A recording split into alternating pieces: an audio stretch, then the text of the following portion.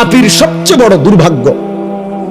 গুনাহ মানুষকে নিজের পরিণতি, নিজের গন্তব্য, নিজের আখিরাত ভুলাইয়া দেয়। ওয়ালা তাকুনু কাল্লাযীনা নাসুল্লাহা ফাআনসাহুম আনফুসাহুম। কোরআনুল কারীম আল্লাহ বলছে, হে ঈমানদার, আল্লাহকে ভুলে যেও না এত বেশি পরিমাণ, একদিন আল্লাহ তোমার নিজের পরিচয়, নিজের আখিরাত তোমার থেকে, কলিজার থেকে ভুলাইয়া দিবে। সেদিন আর তোমার মনেও পড়বে না তোমার আখিরাত আছে, জাহান্নাম আছে, তোমার জন্য আযাব অপেক্ষা করছে। এইটা যদি দিল থেকে সরে যায়, তাহলে ওই মানুষের জীবনে এটা সবচেয়ে বড় দুর্ভাগ্য। এইবার আর সে কুল কিনারা পায় না, এবার আর সে ফিরতে পারে না, এবার আর কেউ তাকে টেনে ধরে না, কারণ আল্লাহ তো তারে অভিশপ্ত করে দিছে। কোরআন শরীফে আছে, আল্লাহ তাআলা বলছে, মনের ইচ্ছা মতো যে ধারাবাহিক চলতে থাকে, আমি তাকে তিনটা শাস্তি দেই। এক, আমি আল্লাহই তাকে একদিন পথভ্রষ্ট করে দেই। আমি আল্লাহই। দুই, তার কানে এবং অন্তরে মোহর মেরে দেই। তিন, আমি আল্লাহই তার চোখে পর্দা ফেলে দেই। এবার বলো, আমি ছাড়া, আমি আল্লাহ ছাড়া তাকে হেদায়েত দিবে কে?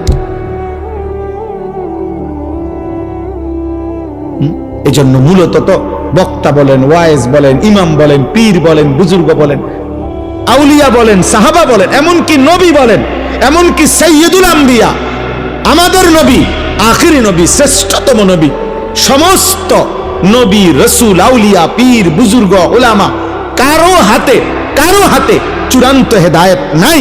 হেদায়েত চূড়ান্ত শুধুই আল্লাহর হাতে। শেষ ফয়সালা মূলত কার হাতে? আল্লাহর হাতে। বিষয়টা বড় সাংঘাতিক। যাররা পরিমাণ, এক সুতা পরিমাণ স্বজন প্রীতি করার কোন সিস্টেমে নাই, কারণ বিষয়টা মাখলুকের হাতে না, কোন সৃষ্টির হাতে। সেই সৃষ্টি যত দামি হোক, ওনার হাতে।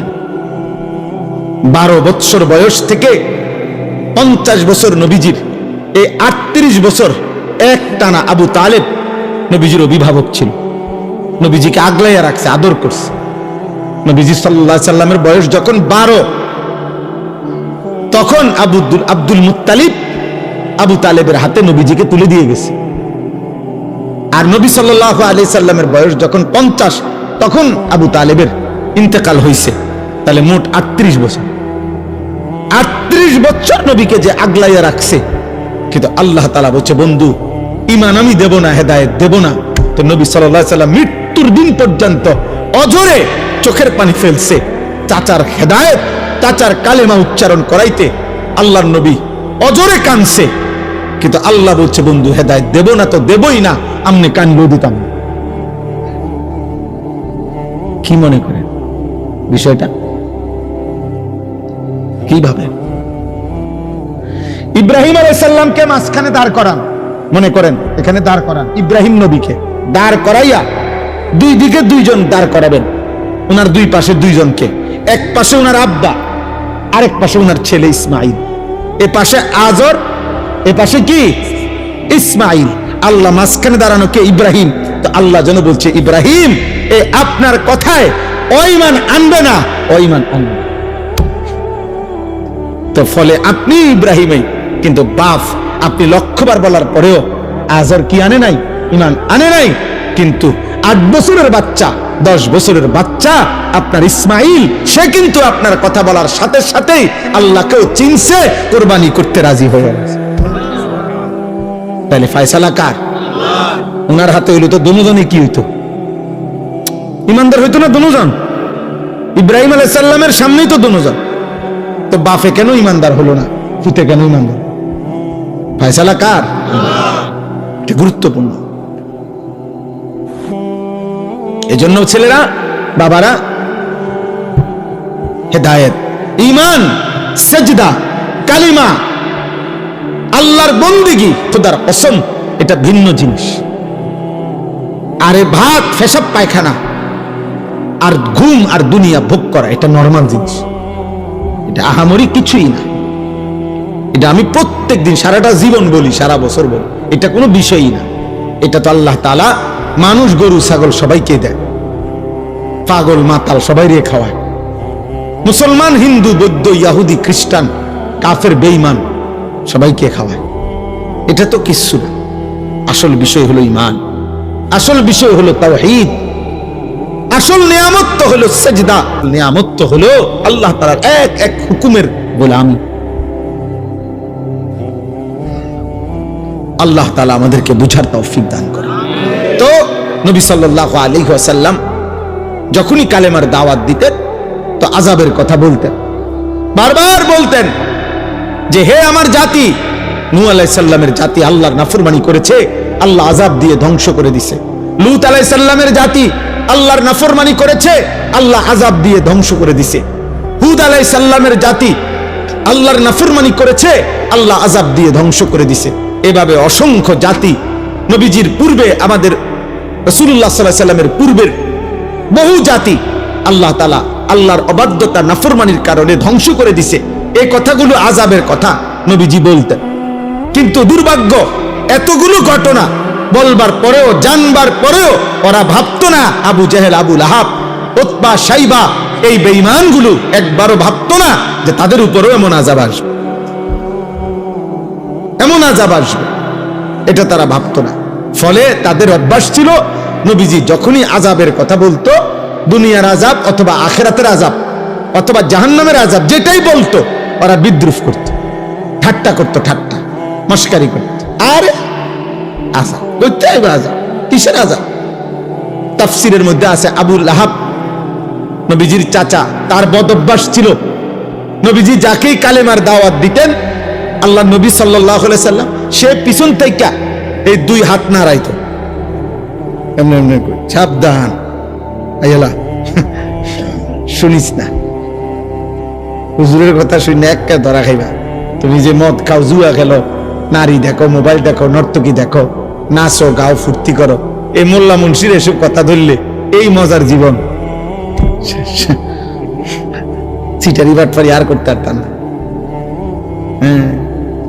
অনেক ফাসেক ফুজ্জার, অনেক পাপী দেখবেন এই জন্য কৌশল করে যাও রাখো, সব কানে হুজুরের টাইম আইনো না, তাহলে তো আমার সিটারি চলবে না। প্রতি কথায় কোরআন কিতাব লইয়া এত টানাটানি করো না সাহেব। মানে কি, ওই যে উনি যে বাটপারি করে, 2 নম্বরই করে, এই 2 নম্বরই তো চলবে না, বুঝছেন? এই জন্য বারবার সবাই শেষ পর্যন্ত প্রত্যেক নাফরমান গোড়া দিয়া তলে দিয়া নীল থাকে। শুধু সবার চেষ্টা হলো হুজুররারে কোরআনকে, আল্লাহর কথাকে সবখানে আনতে দিও না, তাইলে এটাই সুবিধা, বুঝছেন? হুজুররারে বলবা সব কথা তাতে না বল, এটা বলা যাবে না, ওইটা বলা যাবে না, রাজনীতির কথা বলা যাবে না, এটা অতর বলা যাবে না, কিচ্ছু, শুধু আপনার শুধু বিধিনিষেধ, শুধু টেনশন, শুধু পেরেশানি। এটা হুজুরদারে সব কথা বলতে দিলেই মুশকিল হবে, বলতে দিলেই মুশকিল হবে। আমি একবার এক মাহফিলে, আরো আগে, এইরকম এক ভদ্রলোক কাগজে লেখা দিছে আমারে যে হুজুর এই এই কথাগুলো ওয়াজ করবেন, নিচে লিখে দিছে রাজনৈতিক বিষয়, সাম্প্রতিক বিষয়, আর কি কি জানি, এটি বলবেন না, বলা যাবেন না, এটি করবেন।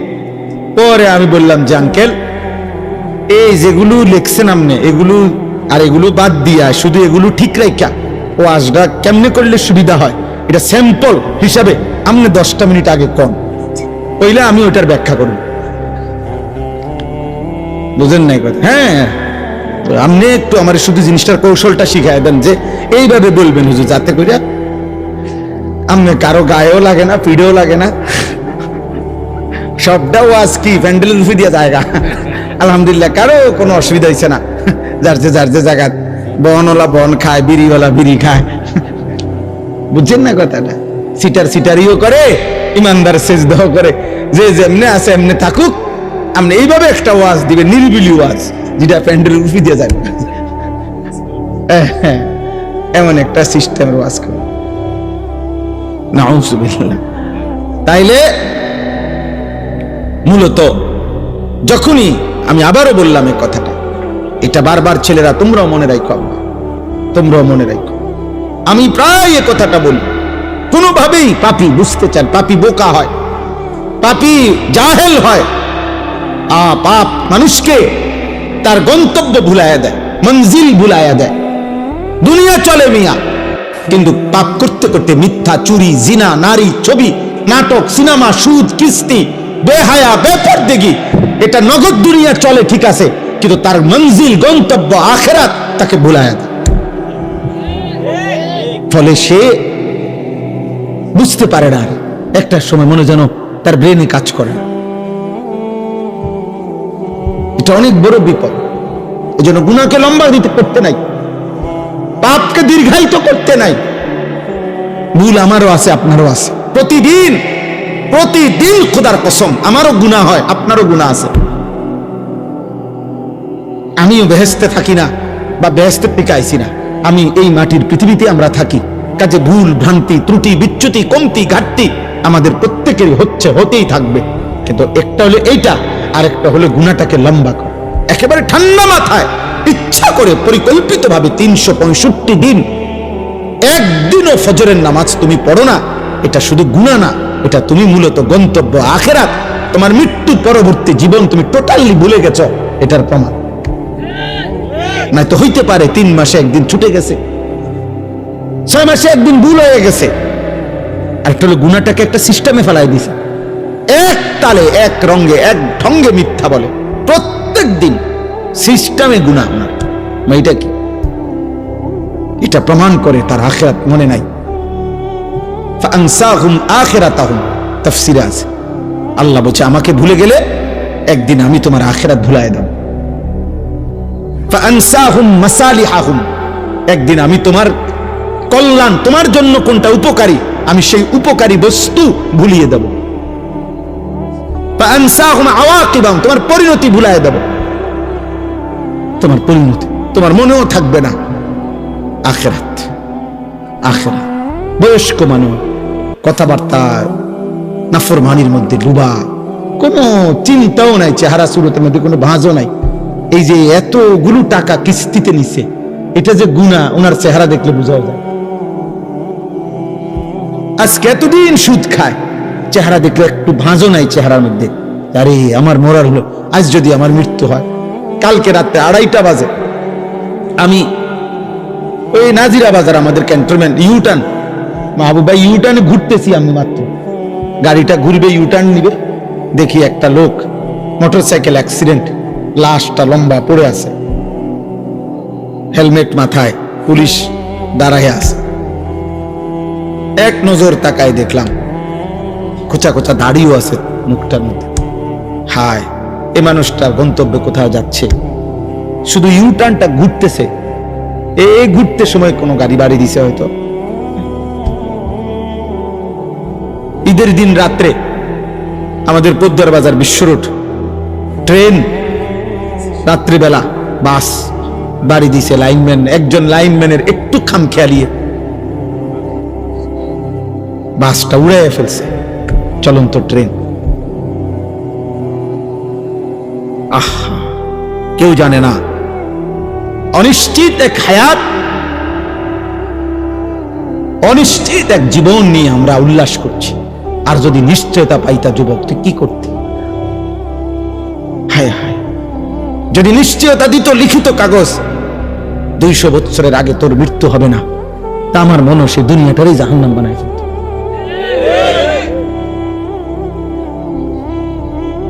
যে জানে যে কোনো সময় মৃত্যু হইতে পারে, এরপরও যার উল্লাস এত, এরপরও যে এত বড়, এক ওয়াক্ত নামাজ পড়ে না, দিন নাই রাত নাই, এত নারী, ছবি, উলঙ্গ দৃশ্য দেখে, এই মানুষরূপী জানোয়ার যদি 900 বছরের হায়াতের নিশ্চয়তা পাইতো, কি করত? বুঝে কি করত? আস্তাগফিরুল্লাহ, আস্তাগফিরুল্লাহ।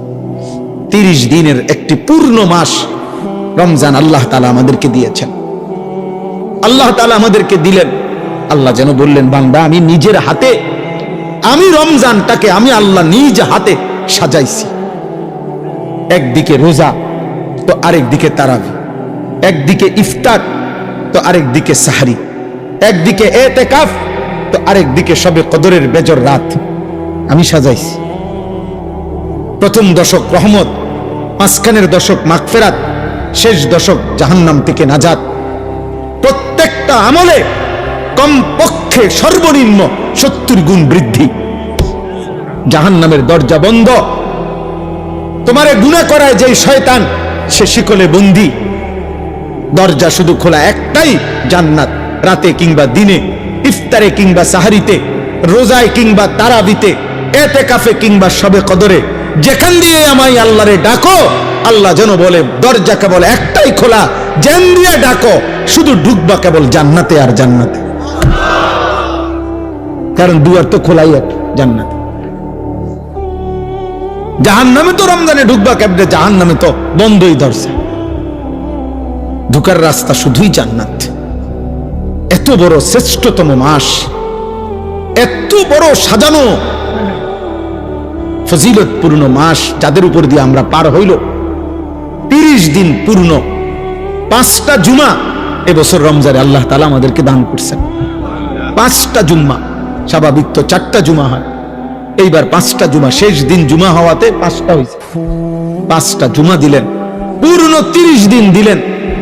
এত ভাবে আল্লাহ তাআলা সাজাইয়া, যার উপর দিয়া এই রমজান পার হইল। রমজানের প্রথম দিন মানুষের মৃত্যু হয়েছিল, বাংলাদেশে মানুষ মরছিল। শেষ দিন, মাঝখানের দিন, তাহলে প্রতিদিন তো কত মানুষের মৃত্যু হয়েছে।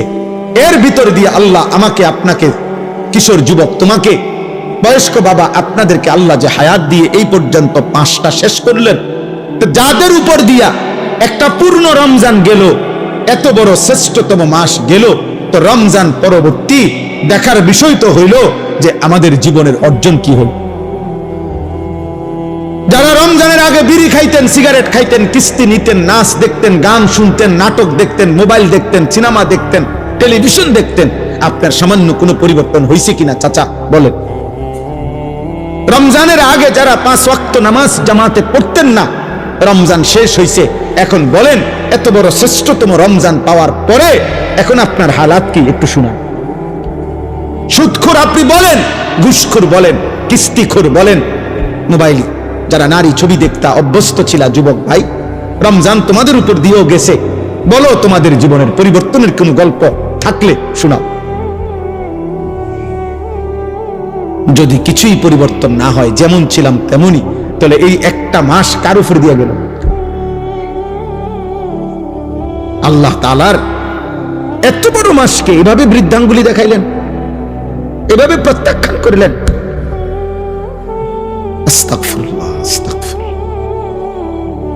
এভাবে ঠিক যেদিন শুক্রবার সন্ধ্যা হইল, সূর্য ডুবল, 30 রমজান শেষ হইল, সেদিনের পর থেকে আজকের সোমবার এশা পর্যন্ত যাদের 5 ওয়াক্ত নামাজ জুটল না, তাহলে রমজান আপনার উপরে কি আসর, কি প্রভাব ফেলল? আগের মতোই যারা বিড়ি সিগারেট খান, তে রমজানটা আপনার উপরে কি প্রভাব ফেলল? আগের মতোই যারা টেলিভিশনে নাচ গান দেখছেন, তো রমজান আপনার উপরে কি প্রভাব ফেলল? আগের মতোই যে মা বোন বেহায়া বেপর্দা হলো, তো রমজান তাদের উপরে কি প্রভাব ফেলল বলেন? 30 দিনের একটি হাই অ্যান্টিবায়োটিক 1 মাস পূর্ণ কোর্স গ্রহণ করার পরে এই ঔষধের মেয়াদ কি একদিনও থাকবে না? একদিনও না।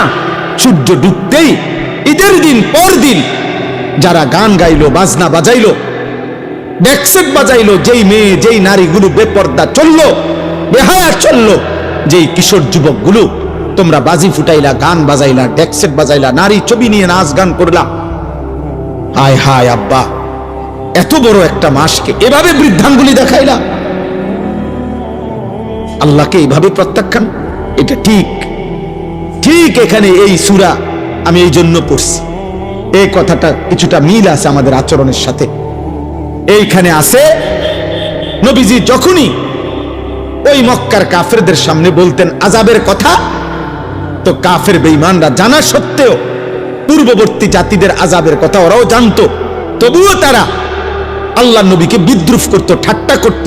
তো একদিন নবীজি এরকম আযাবের কথা বলার পরে মক্কার কাফের একজন সর্দার নজর ইবনে হারেস বেঈমান, এই বেঈমান নবীজির সামনে বিদ্রুপ করে ঠাট্টা করে আল্লাহর কাছে হাত তুলছে, তুলে বলল, আল্লাহুম্মা ইন কানা হাযা হুয়াল হাক্ক মিন ইনদিক ফাআমতির আলাইনা হিজারাতাম মিনাস সামা আও ইতিনা বিআযাবিন আলীম।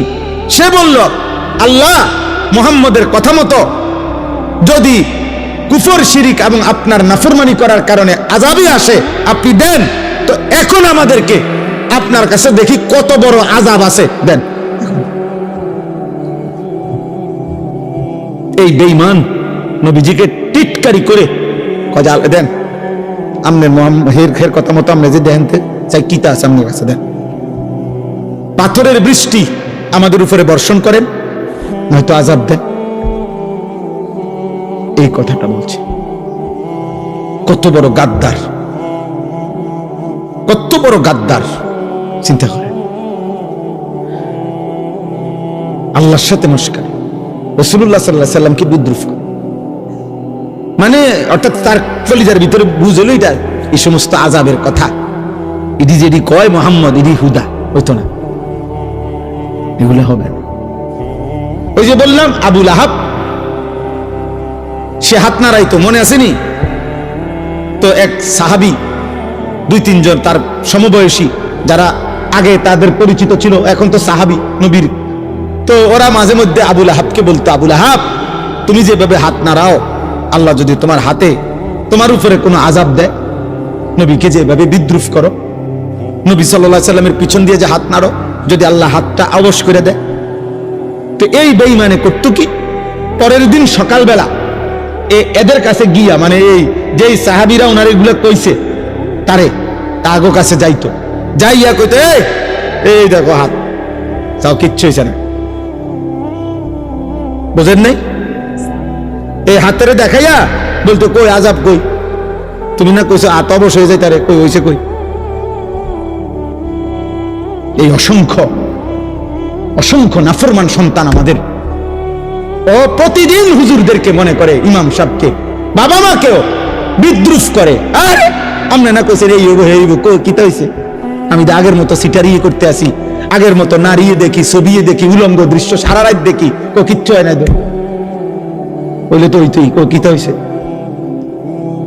উফিল লাকুমা আতাইদানিনি আন উখরাজা ওয়াকাদ খালাতিল কুরুন মিন ক্বাবলি। কোরআন শরীফে আছে, নাফরমান সন্তান, আল্লাহ বলতেছে নাফরমান সন্তান বাবা মাকে বলে, বাবা মাকে বলে, ধ্বংস হন আপনারা, প্রত্যেক দিন আমারে কোন কিয়ামত হইব, আখিরাত হইব, সবাই আবার আল্লাহর কাছে ফিরবো। কই যারা যারা মরছে, কই তারা কই গেছে? চাই এইভাবে।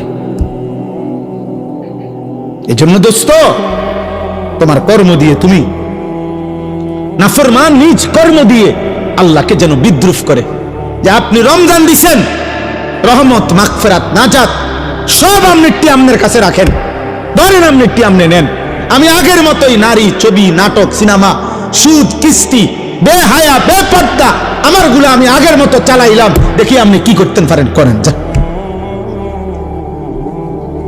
বুঝেন না এই কথা?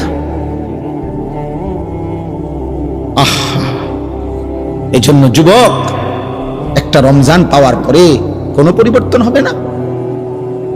বয়স্ক বাবা, কোনো আচরণ বদলাবেন না, কোনো পরিবর্তন হবে না। আমি একদিন, আজ থেকে 3-4 বছর আগের কথা বলতেছি আর কি, একদিন আমি একবার রমজানে ঈদের পর দিন আমার এক জোড়া জুতা খুব দরকার ছিল, তা আমি রমজানে স্বাভাবিকভাবে কেনাকাটা করি না, বিবি বাচ্চা কারো জন্য। এই গতকালকে আমি আমার বাবা দাদার স্মরণে, প্রত্যেক বছর আমরা ঈদের পর দিন আমি বাড়িতে আমরা দোয়ার আয়োজন করি ঈদের পর দিন। তো গতকালকে আমি আমাদের গ্রামে, গতকালকে ঈদের পর দিন ছিল, জি, তো এই গ্রামে গেছি। যাওয়ার সময় গতকালকে ক্যান্টনমেন্ট থেকে আমার ছোট মেয়েটার জন্য 2টা হিজাব কিনছি। বলে আগে ছিল না? আগেও ছিল, বাকি নতুন করে কিনছি, কিন্তু এটা ঈদের পর দিন। ইচ্ছা করে এই রমজানে না আমার বিবি কিছু কিনতে গেছে, আমিও কিছু কিনতে যাইনি। রমজান তো আমার লুঙ্গি জুতার জন্য আসে নাই, রমজান তো নতুন জামার জন্য আসে নাই, রমজান তো গুনাহ মাফের জন্য আসছে। রমজান তো আমারে জাহান্নাম থেকে বাঁচাইতে আসছিল, রমজান তো আমারে জান্নাতের মেহমান বানাইতে আসছে। যে জান্নাতেই যাবে তার আর দুনিয়ার এক জোড়া জুতা দিয়া কি দরকার? যার দরকার জান্নাত, জুতা দিয়ে হাতে গিরবে। তো এরকম 3-4 বছর পরে একদিন আমি ঈদের পর দিন কুমিল্লা কান্দিরপাড় আমার এক জোড়া জুতার জন্য ভাবছি যে যদি কোনো দোকান খোলা পাই এক জোড়া জুতা কিনব। তো গিয়া একটা দোকানে খোলা দেখছি, পাইছি, তো গিয়া জুতার কিনতে গেছি। তো দোকানদাররে বললাম, ভাই আজকে ঈদের পর দিন দোকান খুলছেন কিনতেন? তো হয়ে লোকটা আমার একটা সুন্দর কথা বলছে, হুজুর আমি কাস্টমারের জন্য বা মাল বিক্রির জন্য, জুতা বেচনের জন্য দোকান খুলি নাই। গত 15-20 দিন ধরে রাত দিন শুধু বেচা কিনা করছি, কোনোভাবে হিসাব মিলাইতে পারছি না, শুধু বেচছি, মাল আনছে গেছে ঢুকছে ঢুড়াও। ঈদের বেশি ঝামেলা ছিল। তো আজকে হুজুর অবসর, ঈদের পর দিন ভাবছি কাস্টমার আইতো না, এই জন্য বইয়া বইয়া হিসাব মিলাইতে আসি, মাল স্টকে আছে কদ্দুর, বেচলাম কদ্দুর, টাকা পয়সার মানে এগুলো মিলাইতে আসি বইয়া। তাহলে এক জুতার দোকানদার, এক দোকানদার কাপড়ের, মুদি দোকানদার, কাপড়ের দোকানদার, এক বুট মুড়ির দোকানদারও হয়তো আমার বন্ধু রমজান শেষ হয়েছে হয়তো মিলাইছে তার বিক্রি বেচা কিনা, তার আয় ব্যয়, লাভ লোকসান কদ্দুর হইল, এটা হিসাব মিলাইছে।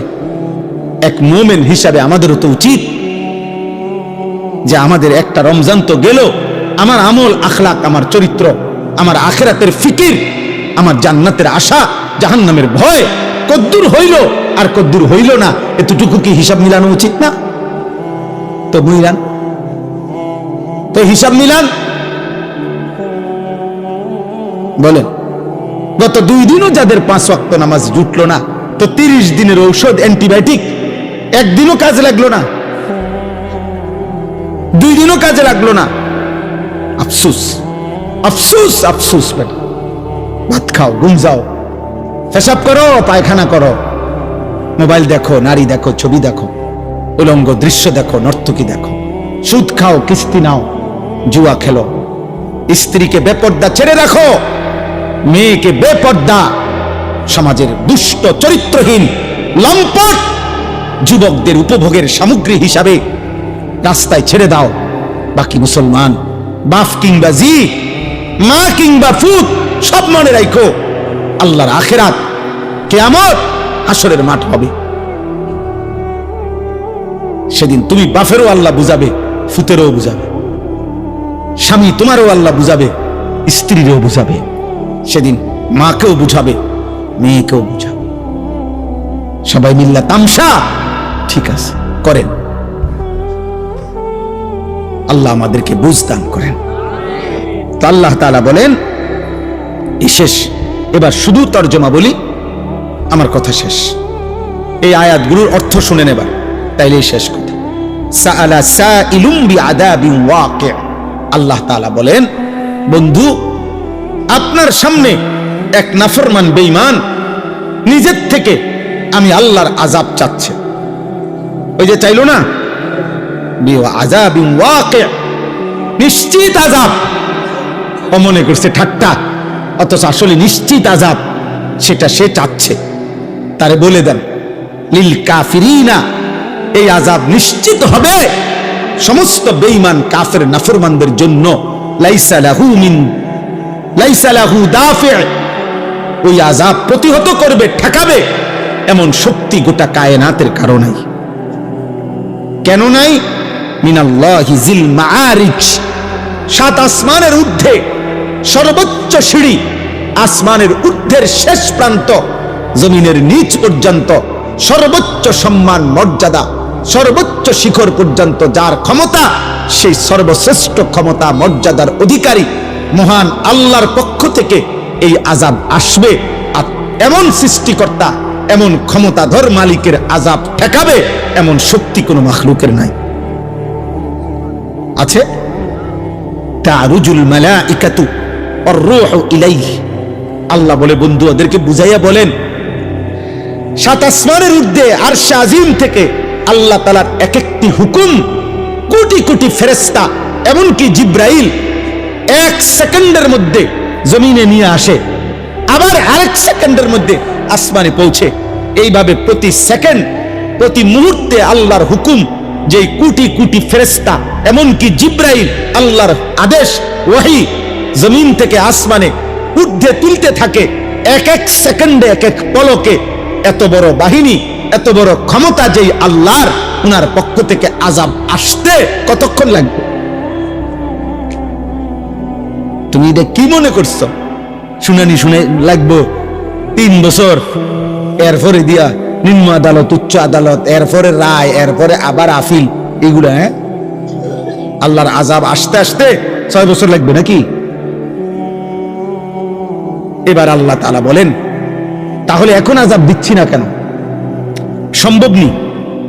আরে বলেন না, সম্ভব?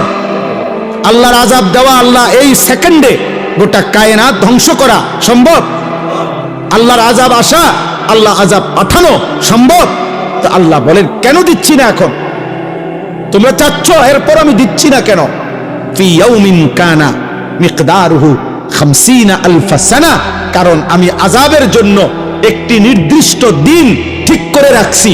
সেই দিনটার দৈর্ঘ্য, সেই দিনটার লম্বা হবে 50,000 বছর। সেই দিনের নাম হাসরের দিন, আখিরাতের দিন। আমি সেদিন আযাব দেব চূড়ান্ত। এই কারণে নগদ দুনিয়ায় নগদ আযাব দিচ্ছি না। এটা আমার ফয়সালা দেখতে দিচ্ছি না, তোমার ডরে, তোমার ভয়ে আমি দিচ্ছি না। বিষয়টা এমন না। তোমরা কি মনে করো ছেলেরা, যে তোমরা যারা চুল রাখো বেঈমানের মতো, তোমাদের যাদেরকে দেখলে ভয় পায়, তোমাদেরকে দেখলেও অসংখ্য ছেলেকে মুসলমানের ভদ্র মানুষ বলে বুঝে যে এই দেখলেই বোঝা যায় এ যে কোনো মুহূর্তে মানুষের ক্ষতি করবে। এজন্য মনে রাখবে, আমি সবসময় বলি, পাপী তোমারে কেউ ভাবে না। কোন মদখোর, নেশাখোর, গাঁজাখোর, নারী ছবি, উলঙ্গপনা, বেহায়াপনা, অসভ্যতাকে করে, ওরে নিয়ে বেটা এই সমাজের কেউ ভাবে না, তোকে নিয়ে কেউ ভাবে না, বরং তোকে নিয়ে মানুষ আতঙ্কিত। এক রাস্তার কুকুরকে যেমন মানুষ পাশ কাইটা যাইতে চায়, এরকম মাতাল চরিত্রহীন যুবককে দেখেও যেই কোনো বিবেকবান মানুষ পাশ কাইটা পলাইতে চায়, যে এ আর ও একই রকম ক্ষতিকর।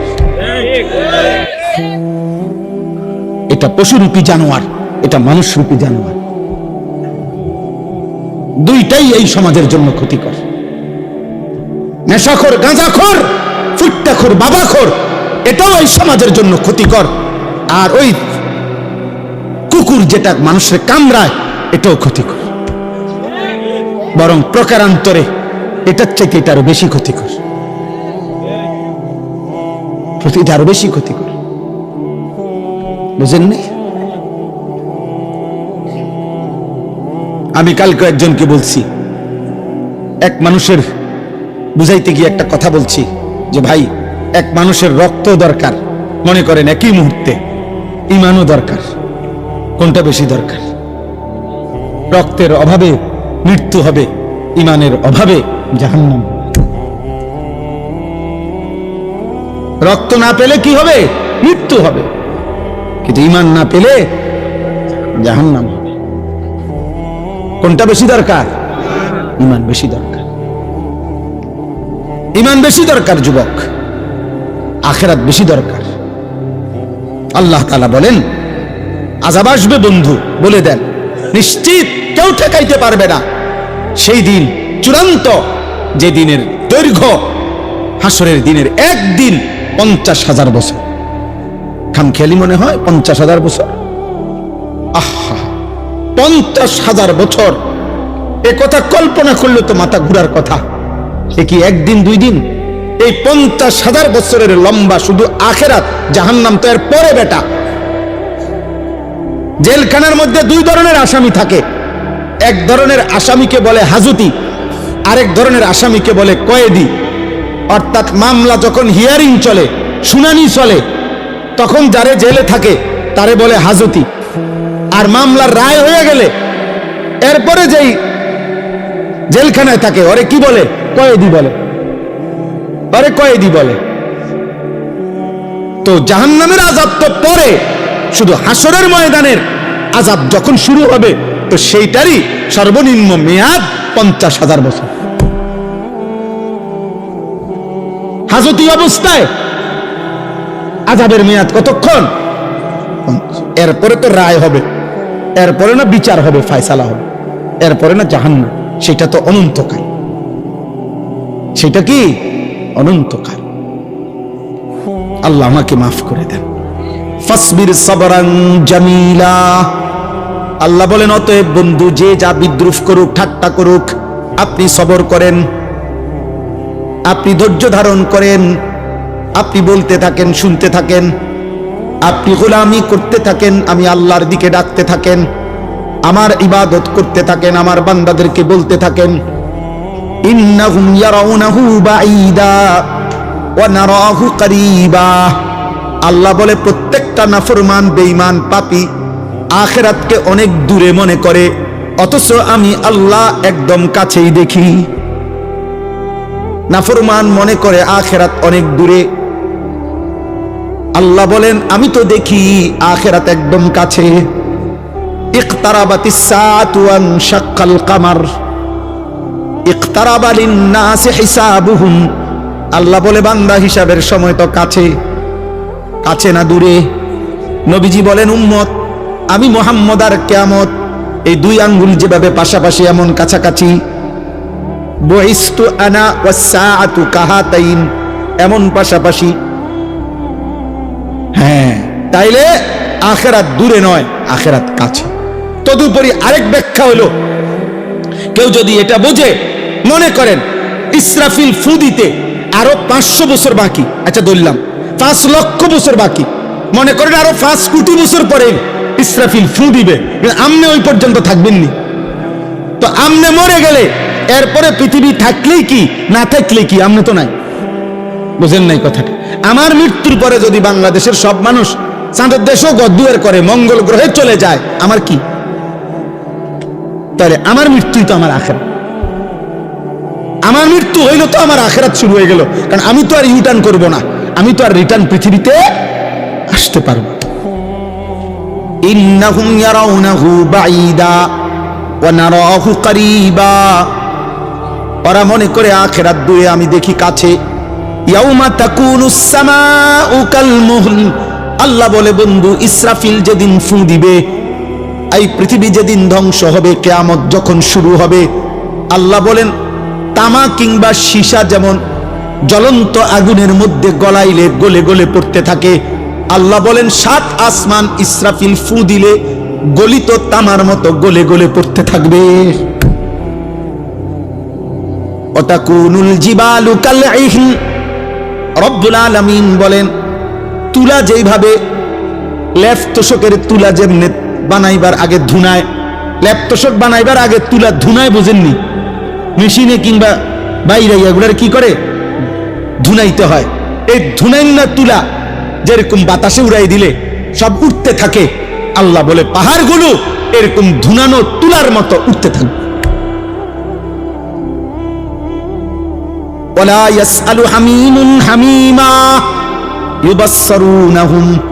আল্লাহ বলে 40 বছর, 30 বছর, 50 বছর, 10 বছর, 20 বছর দুনিয়ার জীবনে একজন আরেকজনের সাথে যেই ঘনিষ্ঠ বন্ধুত্ব ছিল, এমন কলিজার টুকরা বন্ধু, ক্লোজ ফ্রেন্ড, ঘনিষ্ঠ বন্ধু একজন আরেকজনকে হাসরের ময়দানে দেখেও কেউ কাউকে কিছুই জিজ্ঞেস করবে না।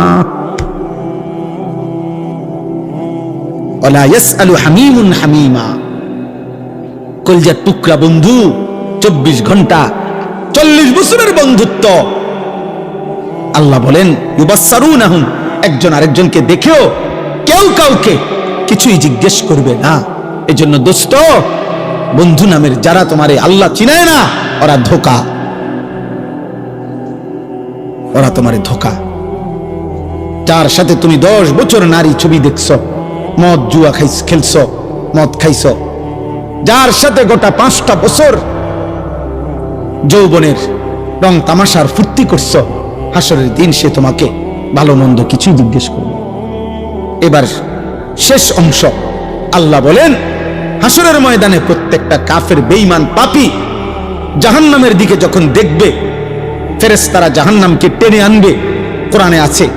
আর জাহান্নামী নাফরমান দেখে একটা চিৎকার দিয়া হাসরের মাঠে আল্লাহকে বলবে, আয় মাওলা, আজকে আমার সমস্ত সন্তান তাদের সকলকে জাহান্নামে দেন, আমারে বাঁচায়া দেন। আমার স্ত্রীকে জাহান্নামে দেন, আমারে বাঁচায়া দেন। আমার ভাই বোনদেরকে জাহান্নামে দেন, আমারে বাঁচায়া দেন।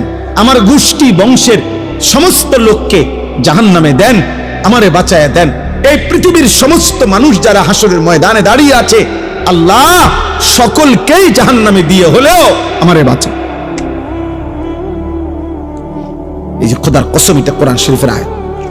ইয়াওয়াদ্দুল মুজরিমু লাউ ইয়াফতাদি, প্রত্যেকটা নাফরমান পাপী বিনিময়ে জাহান্নাম থেকে বাঁচার বিনিময়ে দিতে চাইবে বিবানিহি, তার সন্তানদেরকে, ওয়া সাহিবাতিহি, স্ত্রীকে, ওয়া আখিহি, ভাই বোনদেরকে, ওয়া ফাসিলাতিহিল্লাতি তুযি, যাদের সাথে সে বড় হইছে, সেই পুরা মহল্লা গ্রামবাসী তাদেরকে, ওয়া মান ফিল আরদি জামিআ, গোটা পৃথিবীর জমিনের সকলকে, সবকে জাহান্নামে দিয়ে হলেও সুম্মা ইউনজি, নিজেকে রক্ষা করতে বাঁচাইতে চাইবে। তাফসীরের মধ্যে আছে মুসা নবীর মতো নবী বলবে, আল্লাহ আমি কাউকে চাই না, নিজেকে বাঁচাইতে চাই। তো নাফরমান কি মনে করবে? সব নবী যেখানে বলবে ইয়া রব্বি নাফসি নাফসি, তো পাপী সেদিন কি বলবে? আল্লাহ বলবেন, নাফরমান যখন এভাবে বলবে, আল্লাহ বলবেন কাল্লা, না না না না, হবে না। গোটা পৃথিবী দিতে চাইলো, আজ আমি নেব না রে বান্দা, আজ তোকেই জাহান্নামে ফেল। ইন্নাহা লাযা, ধাও ধাও, লেলিহান আগুনের শিখায় জাহান্নামের আগুনে তোকে নিক্ষেপ করা। নাযাআতাল লিশশাওয়া, জাহান্নামের আগুনে ফেলবার প্রথম মুহূর্তেই তোমার সারা দেহের চামড়া আগুনে তুলে ফেলবে, খসে ফেলবে। আল্লাহ কোরআন বলছে নাযাআতাল লিশশাওয়া, তোর চামড়া তুলে ফেলবে। আমরা যেমন দুনিয়াতে কারো প্রতি রাগ করলে আমরা এটা কথার প্রসঙ্গে আমরাও বলি, এমন ফিডার দিব একদম চামড়া উঠে এলাম। আল্লাহ বলে বেঈমান, আজ জাহান্নামের আগুন দিয়ে তোর চামড়া উঠায় ফেল। সর্বশেষ কথা হলো তাদউ মান আদবারা ওয়া তাওয়াল্লা ওয়া জামাআ ফাআওয়া। এই শেষ কথা শোনো, আল্লাহ বলতেছে এমন কি জাহান্নামের আগুন, শুনতেছেন, জাহান্নামের আগুন সরাসরি, খোদার কসম আল্লাহ বলছে কোরআনে এই আয়াত, আগুন ডাইরেক্ট তাদউ, ওয়াহেদে মুআন্নাসে গায়েব, জাহান্নামের আগুন সরাসরি যারা আল্লাহ পাকের একটা একটা হুকুম থেকে মুখ ফিরাইয়া নিছে, দুনিয়ার সম্পদ জমা করে আগলাইয়া রাখছে, আল্লাহর হুকুম পালন করে নাই, খোদার কসম আল্লাহ বলে জাহান্নামের আগুন তাদেরকে ডেকে ডেকে আগুনের মধ্যে ঢুকায় ফেলবে। এর অর্থ এটা, আগুন আগুন ডাইরেক্ট বলবে বেঈমান, এদিকে এই সুদ করে, এদিকে এই ঢোক, এখানে ঢোক, এই নেশাখোর এদিকে, তাই না, অপরের উপরে জুলুমকারী জালেম এখানে ঢোক, এটার ভিতরে একটা দু অর্থ এটা। আজ থেকে 5-6 বছর আগে ওই আমি তখন খবরটা দেখছিলাম, চট্টগ্রাম সীতাকুণ্ড, খুব সম্ভব 5-6 বছর আগে হবে, একটা কন্টেইনার ডিপোতে আগুন লাগছিল, তেলের সবগুলো কন্টেইনার একসাথে জ্বলে গেছিল, ভীষণ আগুন লাগছিল তখন ওইখানে। তো ওইখানে একটা খবর আসছিল যে সেটা কি, একটা যুবক ছেলে এই ডিপুটা যে জ্বলতেছে আগুনে প্রচন্ড, ওই ছেলেটা লাইভে তার মোবাইল দিয়া লাইভ দেখাচ্ছিল আগুনের কাছাকাছি। তো লাইভ দেখাইতে দেখাইতে বেচারার খবরও নাই কদ্দূর আগায় গেছে আগুনের, এই আগুনের কাছাকাছি গেছে। তখন পত্রিকায় রিপোর্টটা আসছিল তার ছবিটা সহ, যে আগুন তাকে এক পর্যায়ে, এই লাইভ চলতেছে, তার মোবাইল চলতেছে হাতে, এই অবস্থায় আগুন টাই না তার ভিতরে ঢুকায়, আগুনের ভিতরে ঢুকে গেছে, মনে হয় যেন আগুনের টেনে নিয়ে গেছে কাতার।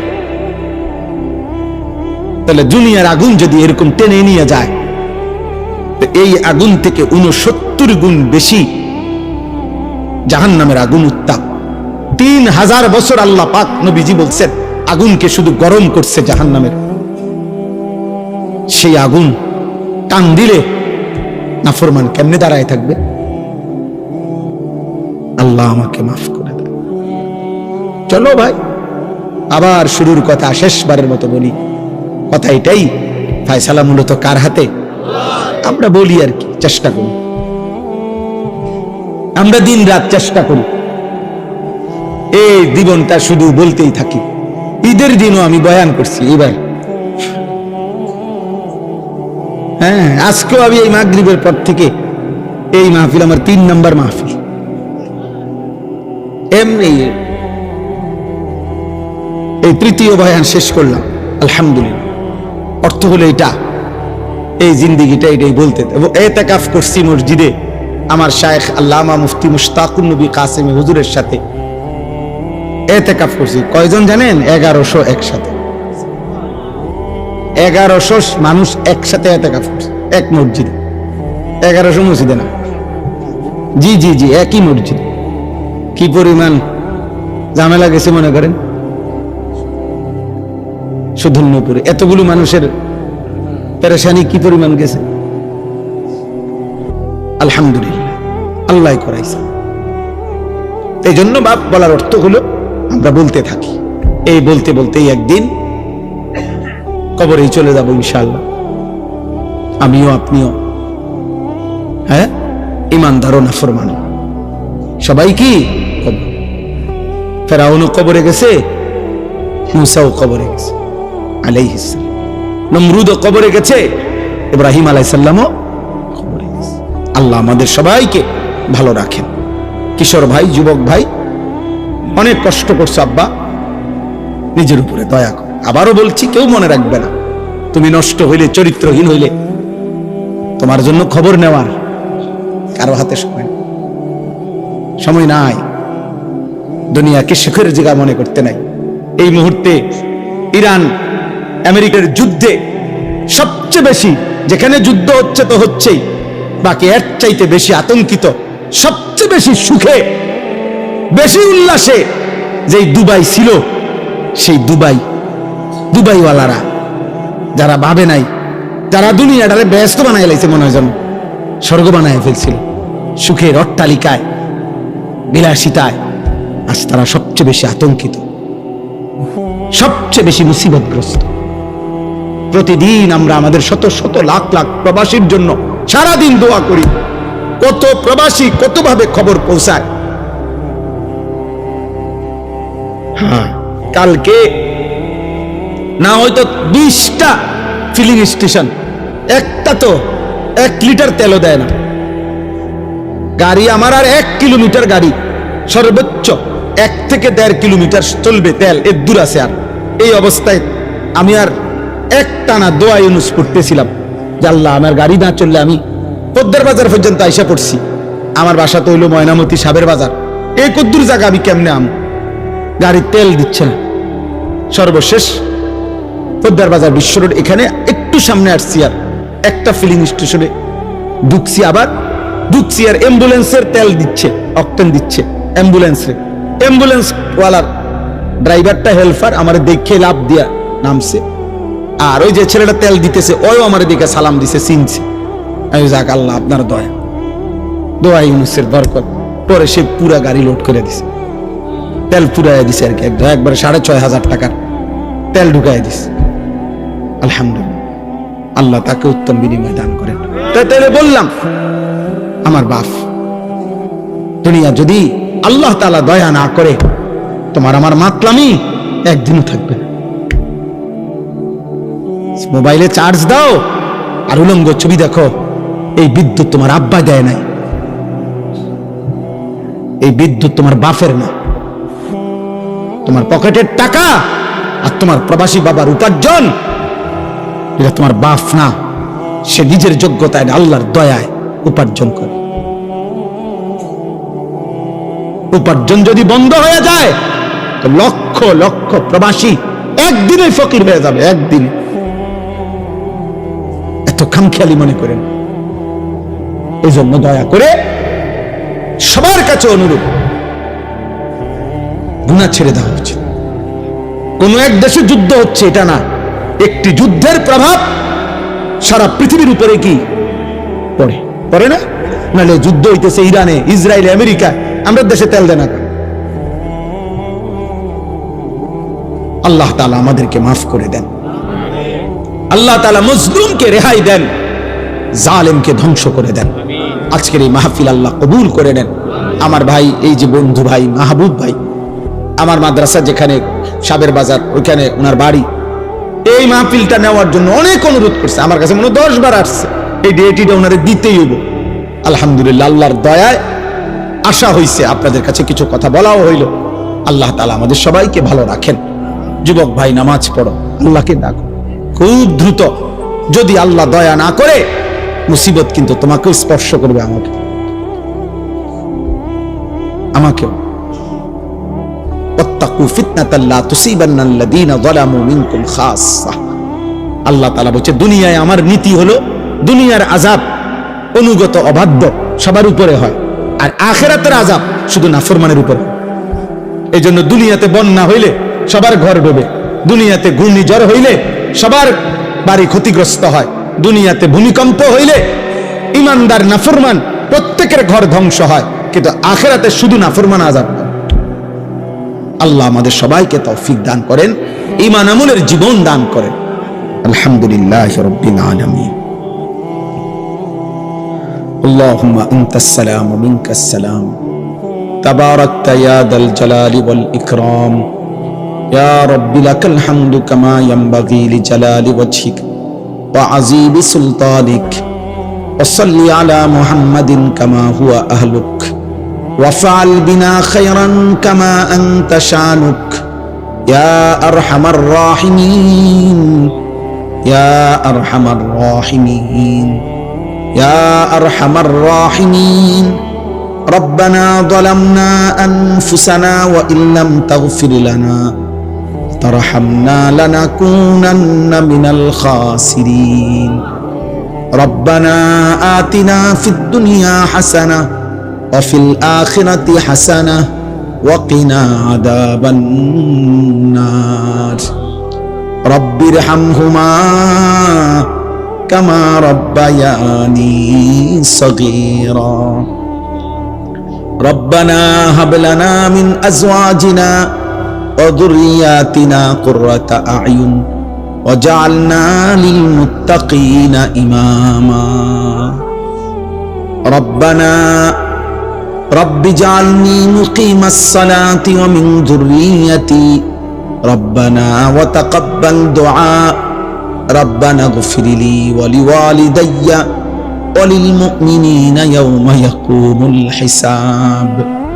মাওলায়ে কারীম, রাত অনেক গভীর মাওলা, আয় আল্লাহ, অন্ধকার গভীর রাতে অল্প কয়েকজন নাফরমান গোলাম, আল্লাহ পর্দার আড়ালেও কিছু মা বোন আপনার শাহী দরবারে হাত উঠাইলাম। আল্লাহ আপনি মাফ করে দেন, মাফ করে দেন। রাত গভীরে মাওলা, গুনাহগার নাফরমান বান্দাদেরকে আপনি মাফ করে দেন। আপনি গফুর, আপনি গফফার, আপনি রহমান, আপনি রহিম, আপনি সত্তার, আপনি যুল জালালি ওয়াল ইকরাম। আপনি মাফ করে দেন। আযাব দিলে আপনার কোনো লাভ নাই, মাফ করে দিলে আপনার কোনো ক্ষতি নাই, মাফ করে দিলে আপনার ভান্ডারে কমবে না, মাফ না পেলে আমাদের উপায় থাকবে না। দেন মাওলা, মাফ করে দেন। সমস্ত কবরবাসীদেরকে মাফ করে দেন। কিয়ামত পর্যন্ত কবরের আযাব মাফ করে দেন। কবরগুলোকে জান্নাতের টুকরা বানিয়ে দেন।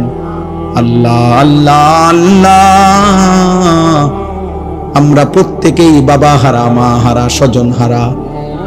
আল্লাহ আমাদের প্রত্যেকের বংশের কতজন কবরে, সব মাফ করে দেন, মাফ করে দেন। আমরা যারা জীবিত আমাদেরকে মাফ করে দেন। বাকিটা জীবন ঈমান আমলের তৌফিক দান করেন। সেজদাওয়ালা কপাল বানিয়ে দেন, কাঁদনেওয়ালা চোখ বানিয়ে দেন, জিকিরওয়ালা জবান দেন, মোহাব্বতওয়ালা দিন বানিয়ে দেন, সুন্নাতওয়ালা জীবন বানিয়ে দেন। আল্লাহ আপনি কবুল করেন, মঞ্জুর করেন। অসুস্থ বিমারি যারা শিফা করে দেন, প্রত্যেকের কামাই রুজিতে হালাল বরকত দান করেন। অভাব দূর করে দেন, ঋণ মুক্ত করে দেন, পেরেশানি থেকে আসান করে দেন। যার যত নেক মাকসাদ আছে আপনি পূরণ করে দেন। এই মাহফিল আপনি কবুল করে নেন। যার যেটুকু দান, সহযোগিতা, ভালোবাসা সব আপনি কবুল করে নেন। আল্লাহ কিশোর যুবক ছেলেগুলোকে নামাজি বানিয়ে দেন, চরিত্রবান বানিয়ে দেন। আল্লাহ গুনাহ যেন আমাদের আযাব টেনে না আনে মাওলা। আল্লাহ আল্লাহ বয়স্ক বাবা চাচাদেরকে হায়াত দারাজ করেন, আর অনেক আমলের তৌফিক দেন। মা বোনদেরকে পর্দা পুশিদা দান করেন। আল্লাহ গোটা পৃথিবী আপনি শান্ত করে দেন, আপনি শান্ত করে দেন। আপনি মাজলুমকে রেহাই দেন। জালেম আমেরিকা আপনি ধ্বংস করে দেন। জালেম ইসরাইলকে আপনি ধ্বংস করে দেন। আল্লাহ এদের জুলুম থেকে পৃথিবীকে বাঁচান রে মাওলা। আল্লাহ ট্রাম্পের জুলুম থেকে পৃথিবীকে বাঁচান। নেতানিয়াহুর জুলুম থেকে পৃথিবীকে বাঁচান রে মাওলা। ফেরাউন নমরুদের মতো আল্লাহ নাফরমানদেরকে ধ্বংস করে দেন। আল্লাহ মজলুমদেরকে বাঁচান মাওলা। আল্লাহ পৃথিবীর প্রতিটা প্রান্তরে ইমানদার মুমিন যাদের রক্ত ঝরছে, আল্লাহ আপনি তাদের উপরে রহম করেন, রহম করেন, রহম করেন। আল্লাহ লক্ষ লক্ষ প্রবাসী বিদেশের জমিনে আল্লাহ ছটফট করছে মাওলা। অনেক পেরেশানি, অনিশ্চয়তার মধ্যে পড়ে গেছে আল্লাহ। দেশে তাদের বাবা মা, স্ত্রী, সন্তান কাঁদতেছে মাওলা। আপনি নিরাপদে রাখেন, আপনি নিরাপদে রাখেন, আপনি নিরাপদ রাখেন মাওলা। আপনি পেরেশানি মুক্ত রাখেন, জান মাল হেফাজত করে। রব্বির হামহুমা কামা রব্বায়ানি সগীরা। আল্লাহ এই মাদ্রাসা, আল্লাহ এলাকার মসজিদ, আল্লাহ দ্বীনি যত ফিকির সব আপনি কবুল করে নেন। রব্বির হামহুমা কামা রব্বায়ানি সগীরা। সুবহান রাব্বিকা রব্বিল ইজ্জাতি আম্মা ইয়াসিফুন, সালামুন আলাল মুরসালিন, ওয়ালহামদুলিল্লাহি রাব্বিল আলামিন।